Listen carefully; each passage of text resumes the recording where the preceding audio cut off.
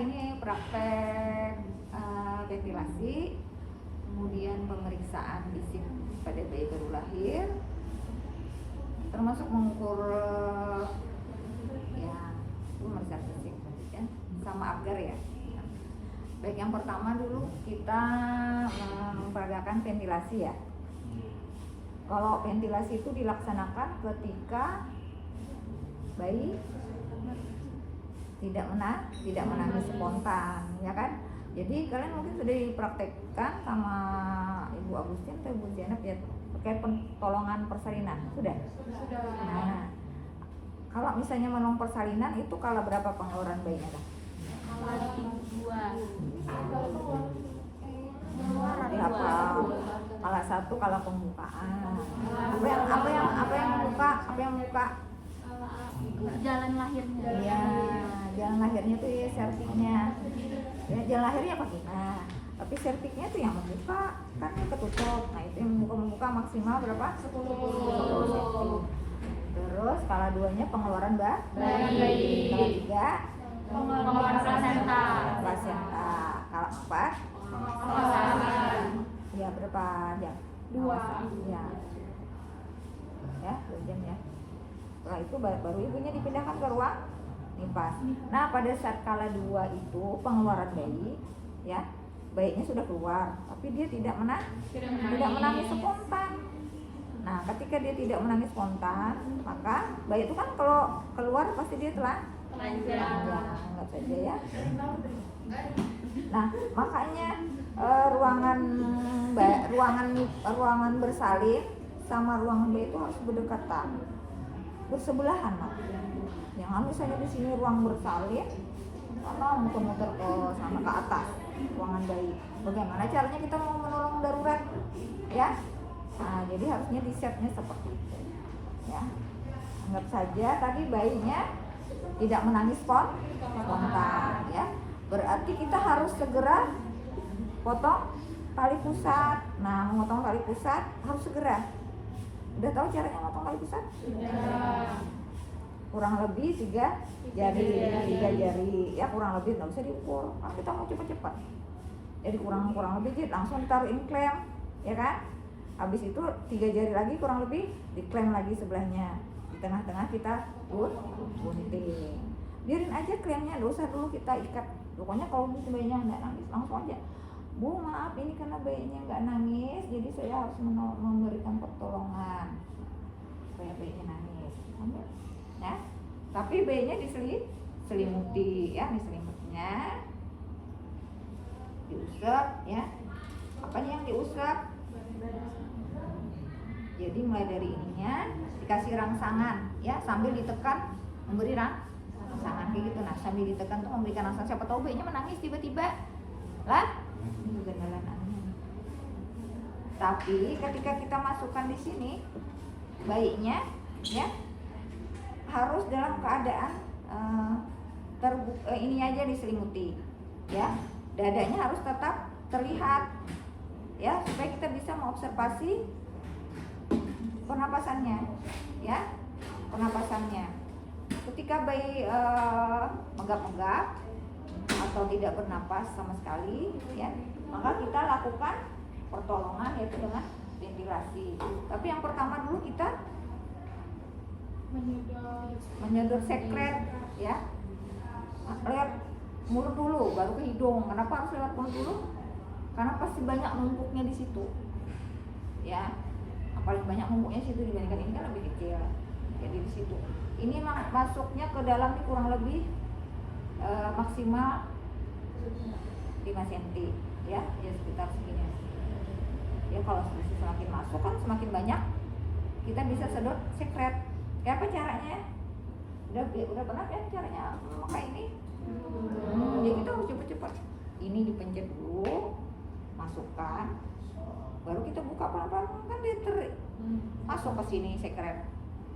Kita buang, keluarin sekretnya, pencet lagi, sedot lagi.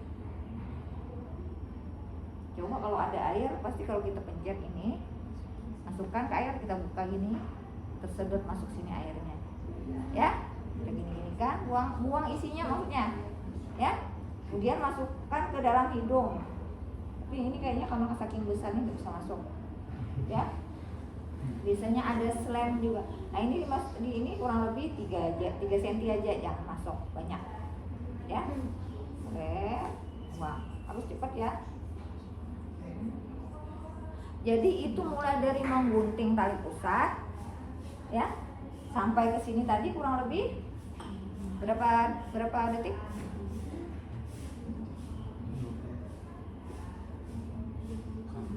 30.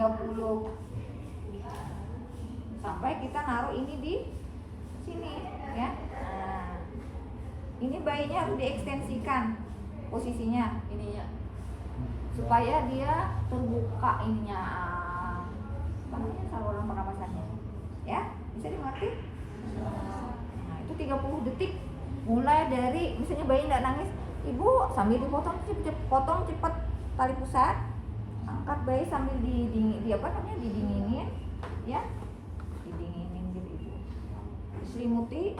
Nah kalau bisa ini juga segera diganti dulu, ganti dengan yang baru yang di bawahnya, karena ini kan udah menyerap air, jadi kita harus ganti dengan yang di bawah. Mau diulangi lagi lah. Tadi itu segera potong tali pusat, ya, segera sambil ngomong jelas ke ibunya, ibu ini karena bayinya nggak nangis, saya harus cepat bantu supaya dia cepat nangis. Sambil ngomong kayak itu aja. Nah, ke sini, selimutnya tadi ya, ke sini langsung diusap, ya, dilap, kemudian itu diisap anunya. Langsung ini, nah itu kurang lebih 30 detik. Taruh ini, ya. Tapi ini jangan lupa diselimuti lagi dengan yang baru di bawahnya, ya, dengan dada tetap terbuka. Nah, kita coba 2 kali dulu, kan? Perhatikan dadanya, apakah dia masih bisa mengembang, bernapas, atau masih kalau menggap-menggap atau tidak ada bernapas, teruskan, ya. Berapa kali? 20 kali dalam 30 detik. Kan ada ini ibu kasih checklist, mudah-mudahan kalau misalnya Sophia ini ada di situ. Ini di ventilasi. Nah, sini. Lakukan ventilasi 2 kali dalam 30 detik.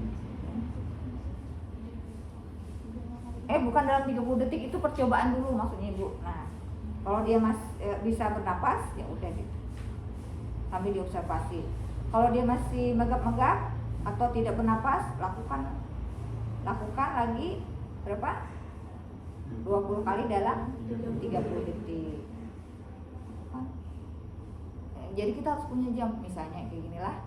Misalnya 30 detik itu berarti setengah lah, itu ada detiknya. Bergerak lah. Oh iya, ibu yang mau lihat. Bergerak di atas saja. Oh iya, mulai dari jam 3 ya. Oh. 2, 3, 4, 5, 6, 7, 8, 9, 10, 11, 12, 13, 14, 15, 16, 17, 18. Kurang terlatih. Yang pokoknya diupayakan 20 kali. Perhatikan lagi apakah dia sudah bernapas, apakah masih megap-megap, ulangi lagi, beri lagi sama 20 kali lagi,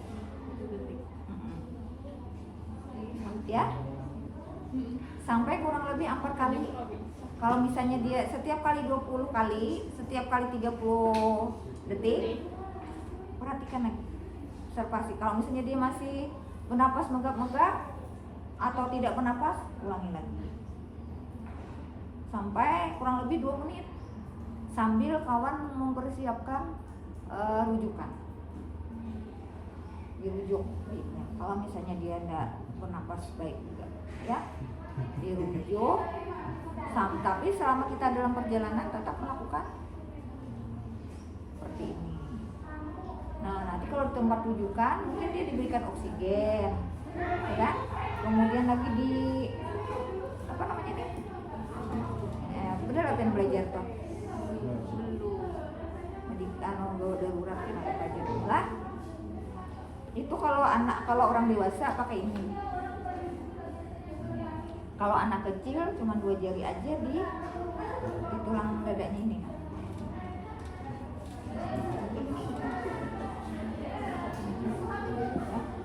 Masuknya ke dalam kurang lebih 2 cm kan. Nanti belajarnya sama Bu Erna atau sama Pak Ahmad ya. Nah, kalau misalnya dia itu kan udah ditolong di sana ya. Tapi kalau misalnya dia sudah bernapas, itu tetap kita harus observasi terus ya. Kalau dia sudah mulai bernapas pelan-pelan, kita berikan kepada ibunya. Jangan dimandikan dulu bayinya ya, dimandikan setelah 24 jam. Kalau bayi normal boleh dimandikan setelah 6 jam ya. Sarannya ibu lebih baik setelah 6 jam karena hipotermi itu gampang sekali ya, gampang sekali terjadi pada bayi baru lahir ya. Kalau misalnya dia udah diberikan kepada ibunya, ya disuruh dibayar untuk menyusui ya, inisiasi menyusui di ini, karena dengan menyusui itu mencegah hipotermi.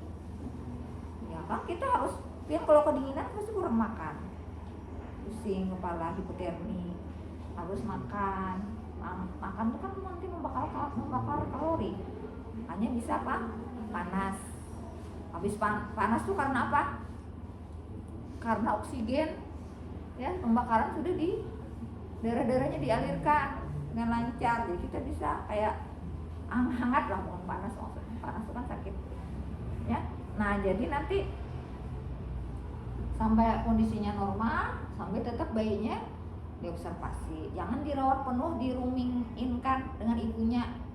Jadi bayinya harus benar-benar di ruangan bayi, dipisah dulu ya. Kalau misalnya agak mendingan, bawa ke ruangan ibunya misalnya setengah jam kah apa. Selama dia misalnya diobservasi, berarti dia dapat cairan infus, bisa berikan cairan ya. Biasanya bayi yang seperti ini juga mengisapnya lah lemah ya kan, refleks-refleksnya, refleks apa kemarin yang diginiin, ingat nggak? Langsung menoleh kalau digawir gini, nah menoleh, apalagi disentuh sama puting susu, dibarakakan ke puting susu, menoleh. Refleks apa namanya? Refleks mencari, routing refleks. Ada dibaca nih pelajarannya ini, routing refleks. Ini pelajarannya ibu kan pelajarannya Bu Ano kayaknya, Bu Agustin udah lah pelajari. Tapi saraf juga itu ya, refleks, routing refleks mencari ya, menoleh. Tapi kalau bayi yang nggak sehat, kada bernapas bagus, diam aja dia. Nah, kalau misalnya dia sehat, menoleh, langsung dimasukkannya. Itu yang sehat lah, bisa dimengerti sudah. Nah itu caranya ventilasi lah ya. Kalau misalnya ditolong di sana sampai 20 menit baiknya tetap ya boleh dihentikan. Nah, kemungkinan tidak akan tertolong ya. Kalau misalnya sudah bukan 20 menit, 2 jam maksudnya ibu. Kalau sudah sampai 2 jam diusahakan, nggak bisa, mungkin sudah dihentikan ya. Itu mungkin bayinya udah biru-biru juga sih ya, udah meninggal sampai 2 jam ya. Namanya kita berupaya menolong. Udah bisa dipahami sini? Jadi mulai dari keluar bayinya nggak menangis spontan. Kan Apgar skor kayak apa menghitungnya? Menit pertama sama menit ke Apgar skor menit pertama dan menit kelima. Menit pertama untuk menentukan derajat asfiksia, menit kelima untuk menentukan Prognosa apa? Apa prognosa? Prognosa itu apa kemungkinan perjalanan penyakitnya nih bisa apa? Itu namanya prognosa. Misalnya dia penyakit tumor, prognosanya kemungkinan apa? Bisa tertolong kah atau kayak apa? Oh kayaknya ini bisa gini-gini. Itu namanya prognosa. Pak, kalau derajat asfiksia, derajatnya apa aja? Ringan, sedang, berat. Kalau yang berat, kalau yang normal ya. Kalau yang normal 7 sampai 10. Apgar apa kamarnya kemarin? Appearance, warna kulit. P-nya pulse. Ya kan harus lebih dari 100 ya kan, atau sama dengan 100. G-nya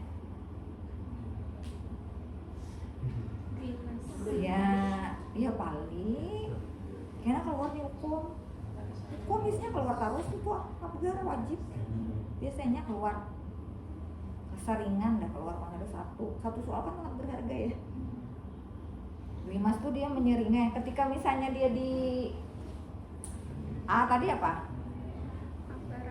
Appearance warna kulit tuh yang normal merah ya, merah sabikuan, merah muda lah.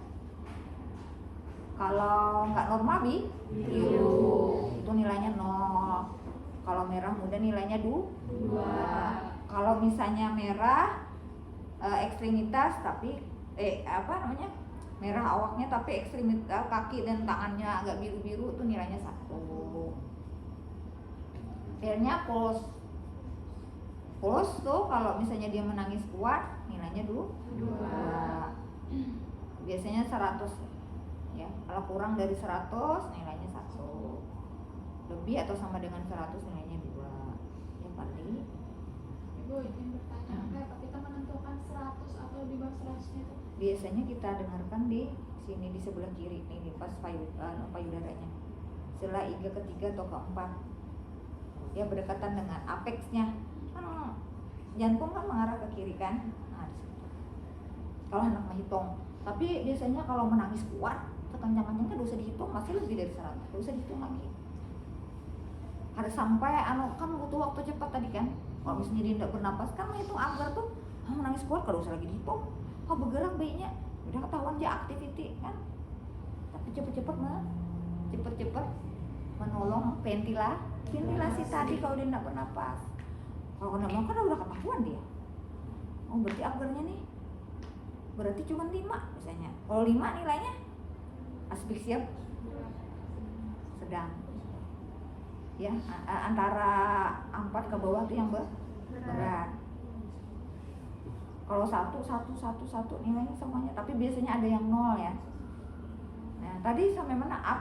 G-nya grimas tadi kalau misalnya dia dimasukkan ini apa namanya nih, ada refleks, jadi kayak apa refleks atau bersin atau apa gitu, itu ada bagus lah.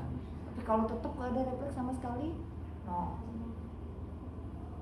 Ya, terus apa lagi? Hanya activity. Kalau orang sehat pasti bergerak-gerak. Kalau kekanak-kanak tuh menangis, kalau dia nangis pasti dia bergerak aktif, bukan tangannya aja gini-gini, kakinya juga. Nah itu nilainya 2. Kalau hanya bergerak sedikit aja kaku, nilainya. Kalau sedikit 1. Kalau misalnya kaku kan bergerak sama kan 0. Itu tanda tidak sehat sudah. R-nya respirasi itu nak dihitung nggak ada di situ berapa hitungannya respirasi. Kalau mau menghitung biasanya kita caranya menangis kuat aja Pak cirinya. Kalau misalnya dia menggap-menggap itu nilainya 1. Tapi kalau menangis kuat nilainya 2. Kalau tidak ada bernapas itu aja cirinya. Karena kamu hitung-hitung halusan baik cirinya menangis aja deh. Menangis sehat kuat tuh berarti sehat. Kalau menangis kuat cirinya bayi yang sehat kan gitu kencang kan itu ya. Ada pertanyaan sampai sini dulu. Berarti maksimal nilai apgar berapa? 10 ya. 7 sudah sih normal gitu ya. Nanti menit kelima dihitung lagi ditulis di laporan. Di laporan mana? Di catatan ibu sama bayinya berbeda bukunya sudah kalau bayinya udah keluar. Ya, punya status sendiri juga. Tapi kalau nggak pakai buku, lapornya di komputer. Bisa dipahami sampai sini? Yang laki-laki? Nah, ingat ya tadi Apgar. A-nya tadi apa? Ya, warna kulit. Warna kulit yang normal? Merah. Kalau sabukuan merah nilainya 2. Kalau apa namanya, kalau betis lawan kakinya yang biru atau dingin nilainya 1. Kalau biru sabukuan 0. Keren. Apa ya? P-nya puls. Lihat dari napas aja juga sih. Ya. Kalau mau dihitung ya lebih dari 100. Biasanya kalau nangis kencang tuh pasti nilainya lebih dari 100. Ya. Kalau dia masih menggap-menggap ya nilainya 1. Kalau nggak ada napas ya paling lah ulangi lagi ibu maunya. Terus apa lagi tadi ibu jelaskan tadi ya, rimas itu kalau misalnya ada rangsangan ya, misalnya ketika di apa di situ penjelasannya rimas, gerakan iritabilitas. Hah? Reaksi terhadap rangsangan. Iya, reaksi terhadap rangsangan. Misalnya tadi kayak contoh ditekan dia, ada enggak reaksinya? Misalnya kayak kada nyaman kah apa? Nah itu kan ada reaksi. Atau misalnya ketika tadi disedot itu udah menilai grimas. Kalau dia ada bersin, nah itu normal tuh bagus nilainya juga. Kalau enggak ada aku kada ada reaksi. Ya. Kalau 1 nilainya apa? Reaksi terhadap grimas. Hah? Sedikit. Ya. A activity. Ada gerakan sedikit nilainya 1, ada gerakan 0, gerakan aktif nilainya 2. R respirasi. Nangis kuat pokoknya ya. Menghitung berapa normanya bayi baru lahir napas. Ya pokoknya 30-an sampai 40, ada juga yang sampai 60 ya. Itu normal.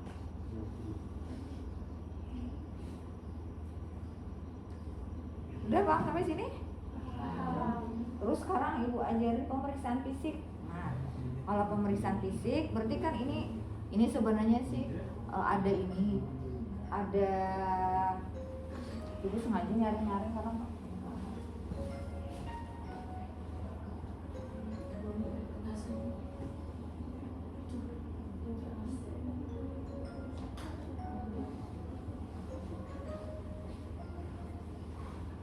ya apa tadi?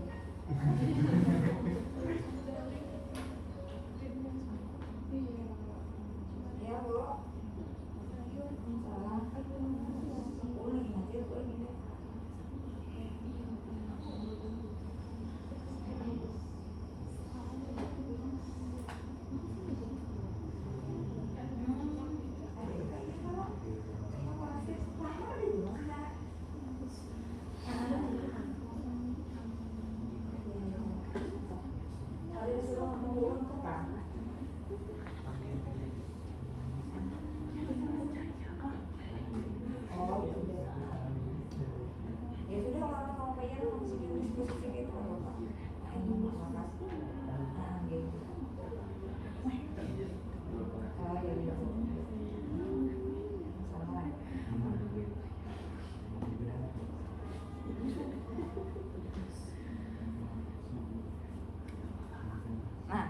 Ini kan harusnya ada tempat apa namanya, kasur ya kan, kasur kecil untuk bayi kan ada ya, atau busa ya kan ya, kan yang benar ya.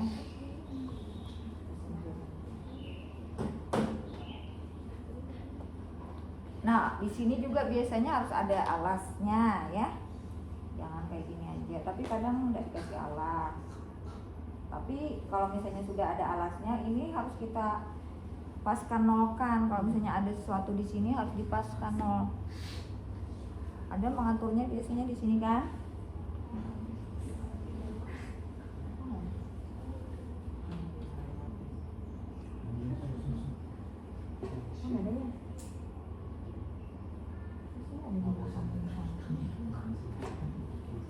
ya itu ya.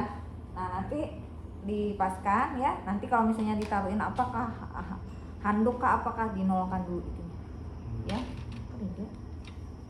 Nanti piannya nyari ya. Nah yang pertama bayinya, kalau misalnya kita mau timbang dulu kan, timbang berat badannya berapa. Normal bayi yang sehat 2,5 minimal.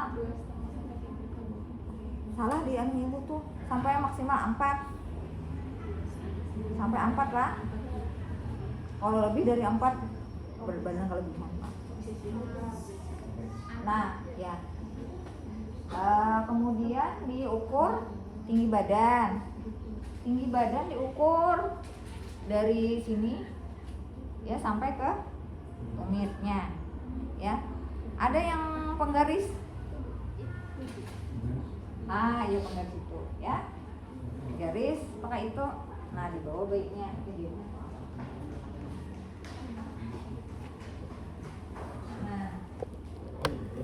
Nah digeser-geser ini aja. Ya.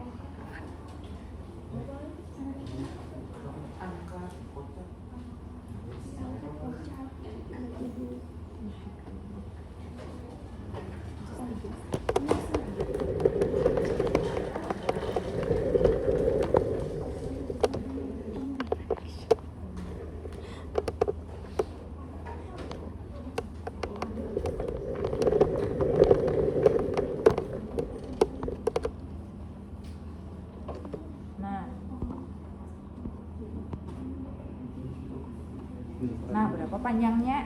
Itulah. Nah, misalnya 41 cm, 41 cm berarti. Kalau yang bagus tuh di atas 45. Kalau bagus lagi di atas 50. Biasanya rata-rata orang 50. Kalau misalnya bayi yang sudah tinggi itu mulai dari bayi lahir 57 ya. Tinggi kok. Nah, yang terlalu rendah kurang dari 45. Rendah kok. Turunan rendah tak boleh. Habis itu kita taruh bayinya ya.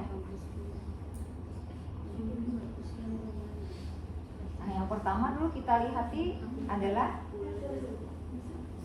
ininya ya, kepalanya. Ya, kepala tuh perhatikan nih ada apa namanya nih, ubun-ubun. Ini namanya sutura-suturanya. Bisa teraba ya. Teraba nanti ya. Ini di sini juga ada. Nah, jadi bukannya di sini aja namanya ya, suturanya ini juga nih, lubang kayak ini. Apa gunanya nih? Apa gunanya? Sutura-sutura nih, Ibu betapa? Pasti kalian udah belajar apa namanya? Waktu ini loh. Tumbuh kembang ada di kasih tau lah. Apa gunanya nih? Ini kan bapak lah videonya sambil ini nah. Sambil ibu tanya-tanya anunya. Untuk apa? Hah? Untuk Pian waktu bayi kepala pian nih harus gini lah. Nah, kalau sebagian lah ini. Untuk pertumbuhannya. Among pian tertutup, ya kamu tumbuh tak besar.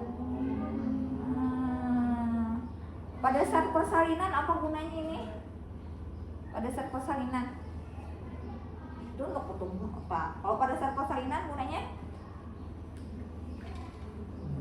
udah diajari kan? Misalnya pada saat persalinan kan kan apa namanya itu? Memasukkan apa tangan jari itu? Ngecek umpan. Nah ini sambil diraba ini. Ini nih yang pian raba ini sambil sutura nih sambil pian cek. Kalau misalnya kepala, kalau misalnya dia tumpang tindih, ini sutura nih bisa tumpang tindih gini loh. Menyesuaikan jalan lahir. Jadi ini bisa ini. Kalau misalnya halus jalan lahirnya, ini emang harus coba ini. Mesinnya. Nah, tapi kalau bayinya entah pada keluar, operasi pak. Ya, kopang misalnya mau tindih banyak kayak ini kata kopang. biasanya cuma 1 cm kan. Nah, ini fungsinya ini menyesuaikan jalan lahir. Tapi kenapa sudah lahir membuka surat ini. Nah, baik misalnya dia melahirkan di vakum, ini kan menonjol kena kadang biru atau apa, tapi kiranya diindipai. Nah, itu fungsinya. Nah, secara alami deh itu Tuhan sudah menggaris fungsi dari itu ya. Untuk pertumbuhan dia nih, ini kan tertutup sudah punya kita nih. Yang di sini juga. Lah. Hah? Ada tumbuh lagi berarti lama. Ada tumbuh lagi tapi Pak. Kalau misalnya orang ada masalah, ada mikrocefali kan? Ya, itu kan otaknya halus kan, biasanya kan idiot, pertumbuhan terganggu. Ada juga sih yang gonal-gonal itu hidrosi paus pulang. Udah baca lah perutan anak. Oh begini, malah ini ada jadi udah sampai di situ. Kemudian kita periksa ininya TTA, periksa tonus ototnya udah, warna kulit, bibir dan tangisan kalau catat. TTP-nya tanda-tanda vital. Tanda-tanda vital apa? Napasnya, mikroskop kita dengarkan, suhunya ya, suhunya normal ada ya. Mikroskop dengarnya di mana? Sebelah kiri ya. Dengarkan juga dadanya. Apa ada bunyi kayak cairan? Berarti mungkin aja dia sekret. Kalau ada bisa juga pastian menyedot bekas cairan amniumnya kan kurang. Makanya kalau bayi dipindah. Kadang kalau kita menolong pasien, siapa dia dek kurang ruangan bayi, kadang siapa dia yang mau persalinan tak mampu ading kotekos bisa itu. Kenapa? Geruruk bayinya di situ kada bersih kan mak. Nyedot angin di ruangan bayi, misalnya dia udah dipindah, gerukannya, napasnya udah bersih. Nah, itu. Kemudian suhu ya, suhunya diukur. Berapa suhu normal?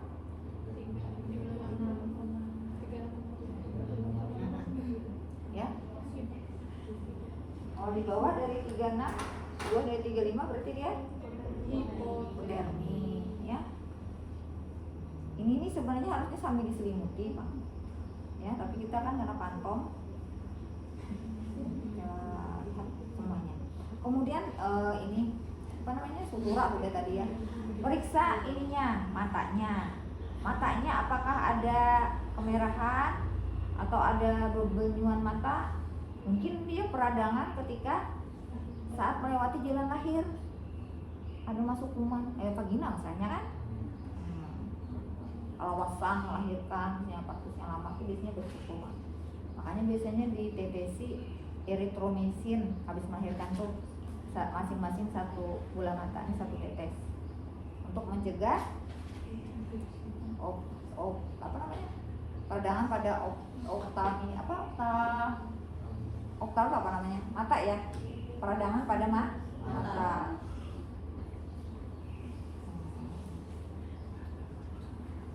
Hidung misalnya diperiksa ya, hidung periksa juga ya, hidungnya apa ada masalah kah, ada septumnya kah, langit-langitnya diperiksa. Kalau ada masalah di langit-langit apa biasanya?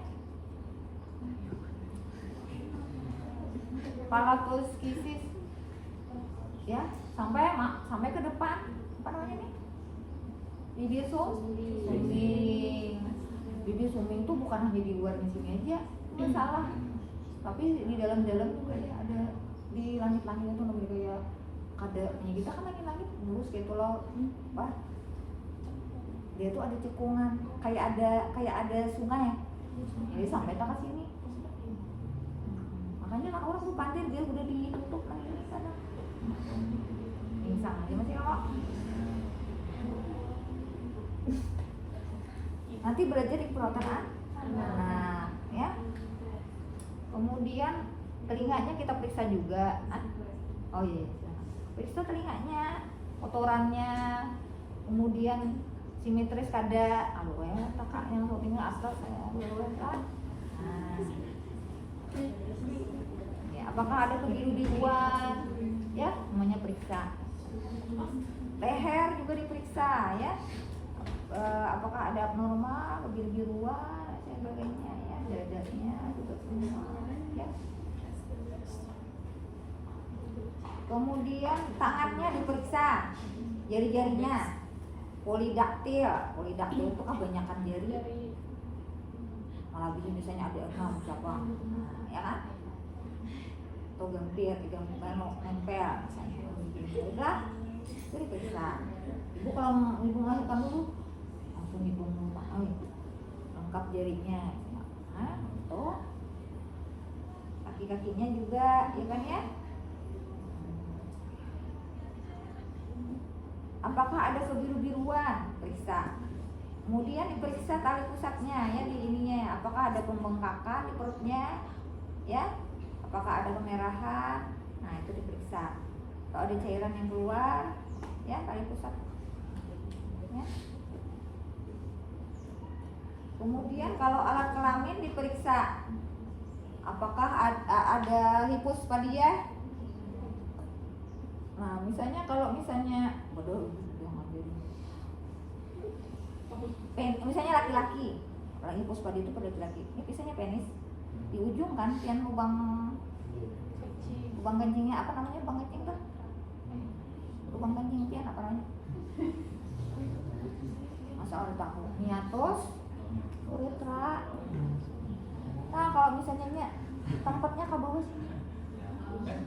Nah, hipospadia. Ada yang ke atas sini. Bengkok berarti anunya, uretranya. Ada yang makan skrotum misalnya nih. Didengar anu gede. Siapa namanya? Bukan tidak tahu. Kenapa kan mendengar? Aku nggak ngerti. Ibu menjelaskan hipospadia tadi apa? Lubang. Anu Bu, yang ada lubang. Lubangnya di mana? Di bagian bawah Bu. Bagian bawah. Hah? Bagian bawah. Ya, ada juga yang sampai ke skrotum sini loh. Hah?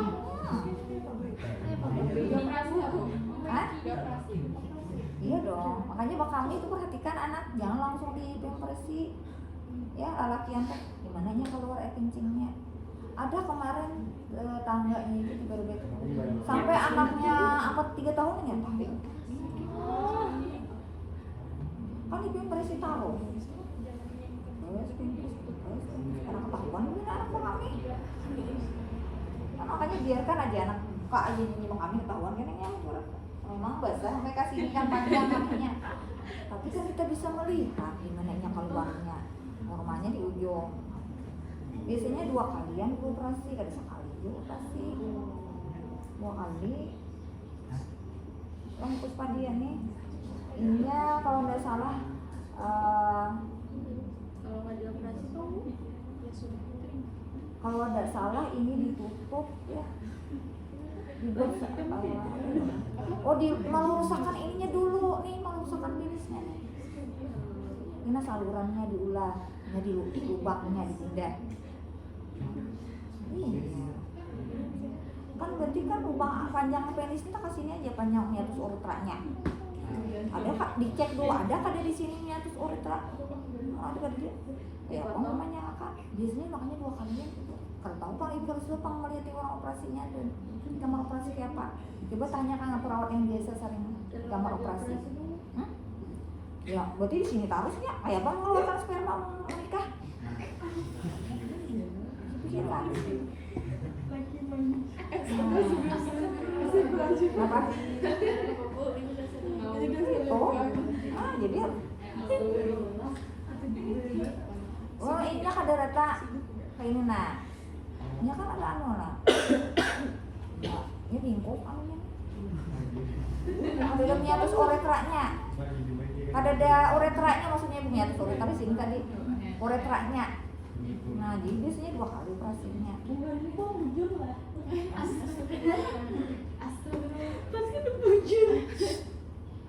Nah. Anda bisa bayangkan kayak itu yang salah amun anu ngalih bah kami kalau misalnya nih kada menikah juga misal kada nak operasian bah kami ngalih kan oh di ujungnya itu nyaman loh bah kami mana lu kemana dia kayak beginian ya bisa dibayangkan. Nauzubillah min dzalik itu cacat bawaan. Makanya kita pemeriksaan fisik nih kita periksa benar-benar. Jangan sampai pian salah mencatat pian misalnya ditugaskan. Dek, periksa fisik bayi itu nah. Jujur kan meriksa normal dalam batas normal DBN tahu singkat. Lah pian meriksa kena pian dicari mahasiswa kok itu jujur meriksa salah benar. Ya, periksa benar-benar di mana dia terus urutannya, pekamihnya di mana.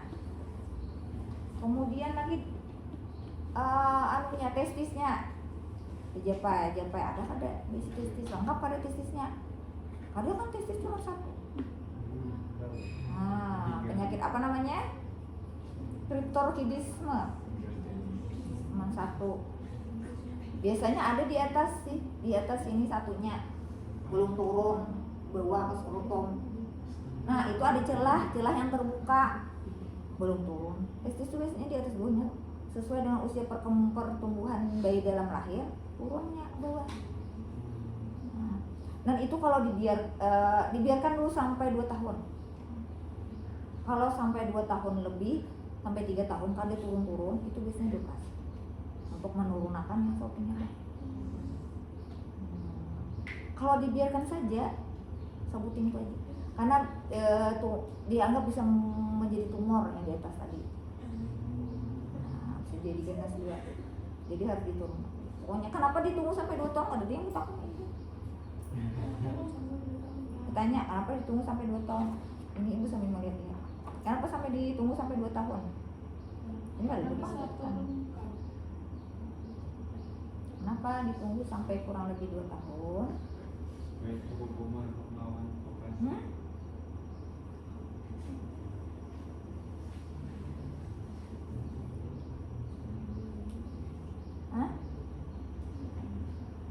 Karena biasanya bayi itu udah mulai testosteronnya udah mulai, walaupun belum memproduksi sperma, sudah mulai bekerja, sudah mulai testosteronnya kan, sudah mulai ada hormon. Diharapkan nanti dengan seiringnya itu siapa tahu bisa turun dengan sendirinya. Jadi sebenarnya bisa katanya terjadi, ya seperti itu secara normal. Asal jangan dibanyakin makan ayam potong, kalau turun testosteron lah, berlawanan dengan estrogen 2 tahun deh. Nah tetangganya ibu tuh dioperasi tadi beda dispadia. Jadi ada kan boburut aja, sortingannya aja, bijinya aja sortingannya, nah itu tuh sortingannya, bijinya aja sortingannya aja. Biasanya juga kalau dibiarin infertil ya. Apa infertil? Nggak bisa mandul, nggak bisa punya anak, mandul. Ya. Nah kemudian anus, periksa juga ya, punggungnya periksa. Apakah ada kemerahan, ratakah, apa ada skoliosis kayak apa? Tulang. Ya. Anus diperiksa dengan cara mencoba kita tusuk menggunakan termometer rektal kan ada. Nah, kalau ini ada masuk berarti dia apa namanya istilahnya atresia ani, tidak mempunyai anus. Atresia ani ya. Ya. Kalau tidak punya anus siapanya diambil? Maafnya benar maka. Jadi harus dioperasi. Biasanya nggak langsung juga, karena sudah bengkak itu dia dulu di kolostomi dulu.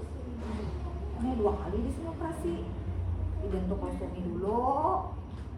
Kan nggak mungkin langsung di. Kenapa harus 2 kali operasi? Coba pian bayangkan. Kenapa?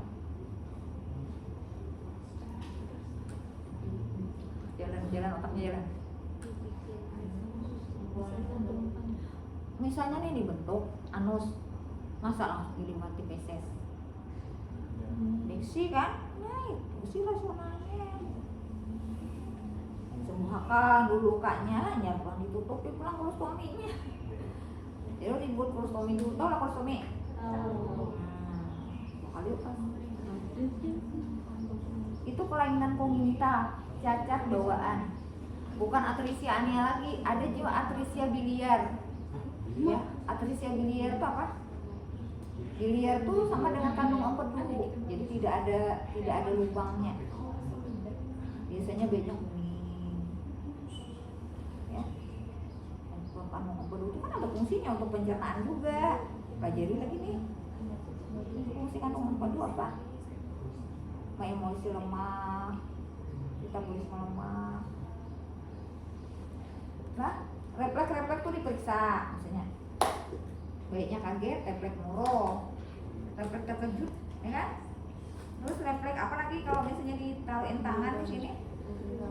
Ya, genggam, grasping, betisnya juga.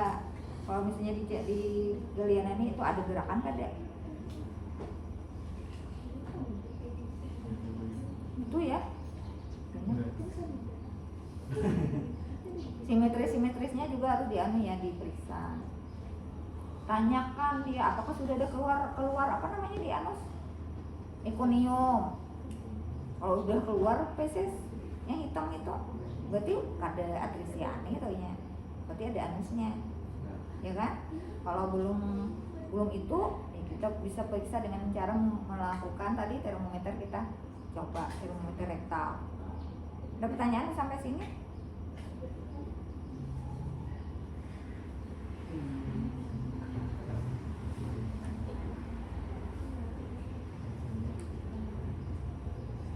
Ya, perlu juga kita lakukan konseling kepada ibunya ya. Cara pemberian ASI, merawat tali pusat, apakah dia kesulitan mengisap, ya kan? Ciri-ciri bayi harus dibawa ke pusat pelayanan kesehatan. Itu harus kita tahu. Bayi kuning, ibu harus segera bawa. Bayi nggak mau minum, menyusu, mengisap, bawa, ya kan? Pokoknya bayi kalau yang di luar maupun kardinala bawa. Ya. Bisa bertanya Bu, pemeriksaan tadi itu dilakukan berapa menit atau berapa jam setelah kelahiran Bu? Kalau misalnya dia nggak normal ya jangan dulu. Selesaikan dulu napasnya. Kan kebutuhan dasar napas. Nanti sambil jalan aja, kan bisa sambil jalan ya. Sambil dia punya napasnya. Kalau yang normal ya langsung aja 1-2 jam setelah observasi bayi, observasi ibu 2 jam bisa dilakukan. Dia sehat bayinya. Ya. Berarti habis inisiasi menyusui itu 2 jam kemudian baru mengukur tuh. Inisiasi menyusui dini itu kan setelah bayi, misalnya dia kalau dia menangis spontan kan langsung kita taruh ke atas dadanya ibu kan. Yang penting bayinya udah dibersihkan, tapi jangan dimandiin. Udah dipotong tali pusatnya, ya kan? Ganti selimut yang udah kita usap tadi kan basah, bekas meconium. Masuk ke dadanya ibu kan kada pakai baju kan? Taruh bayinya di dadanya ibu, tapi selimuti di atasnya. Nah, ininya tapi telapak tangannya kalau bisa jangan yang bersih-bersih mengisapnya. Katanya itu memberi arah dia untuk mencari puting. Tapi ada juga yang langsung masuk ke puting. Kasihan dia melihat bayinya dia bergerak pelan. Ibaratnya kayak kucing mulai melahirkan langsung mencari puting ibunya kan. Kemudian dalam 2 jam ya biasanya. Kemudian jangan lupa pemberian vitamin baiknya. Vitamin K diberikan melalui itu diberikan supaya apa? Vitamin K fungsinya katanya vitamin K antikoagulan, takutnya dia perdarahan di ini loh pusatnya ya. Vitamin K ya untuk pembekuan darah. Iya, anticoagulan. Ya takutnya perdarahan kan, tali pusatnya itu. Nah, vitamin K, apa lagi? Ada pertanyaan apa sih itu?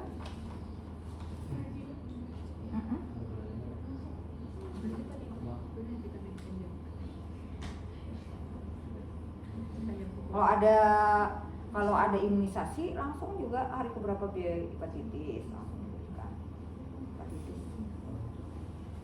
Berarti Bu, izin bertanya Bu, berarti bila misalnya baby lahir ada program vaksin itu kan ada apa-apa kan menunggu beberapa bulan kan baru divaksin gitu kan? Apanya? Kalau hepatitis kan langsung biasanya diberikan. Kalau BCG itu kalau salah 2 bulan ya. Nah, BCG yang ini loh di sini. Kalau polio kan ada jadwalnya tuh. Kalau hepatitis biasanya langsung. Tapi kada nunggu langsung habis melahirkan, misalnya besoknya atau pas dia mau pulang atau dikasih. Banyaknya ya itu nah banyak pusing juga membeles ya, ada asisten yang membeles ya. Kayak artis jadi nih pusing. Mata tadi udah tali pusat ada kalau lagi Pak kita. Kalau perawatan tali pusat kan udah tahu pokoknya intinya jangan dikasih apa-apa ya. Silakan kalau mau menjaga bayi belajar ini nah ibu kasih anunya nak. Tapi emang udah punya kan bayinya? Ada Bu.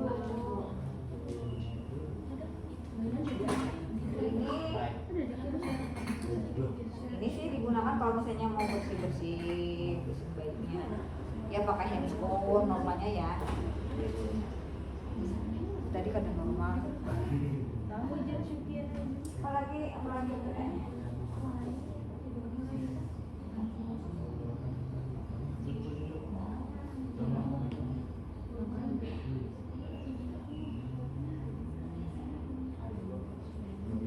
silakan belajar.